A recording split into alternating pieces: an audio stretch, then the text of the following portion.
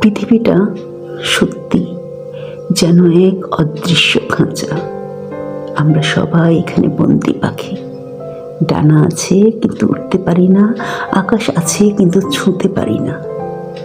প্রতিদিন নিয়মের তারে বাঁধা এই খাঁচায় আমরা নিঃশ্বাস নিই, মনের ভেতর মুক্তির স্বপ্ন দেখি। কিন্তু সেই দরজা খুলবে একদিনই, যেদিন শরীর থেকে আত্মা নিঃশব্দে বিদায় নেবে। সেদিন আর কোনো শিকল থাকবে না, না কোনো খাঁচা, না কোনো বাধা রাখা।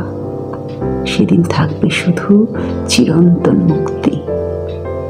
কিন্তু সেই মুক্তি কেবল পাওয়া যাবে যদি আমরা রবের সন্তুষ্টি অর্জন করতে পারি।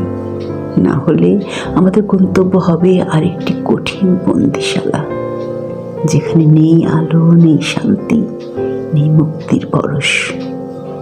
এই জীবনটাই সুযোগ, যেন সেই অদৃশ্য খাঁচা ভেঙে আমরা চিরন্তন মুক্তির পথে হাঁটতে পারি।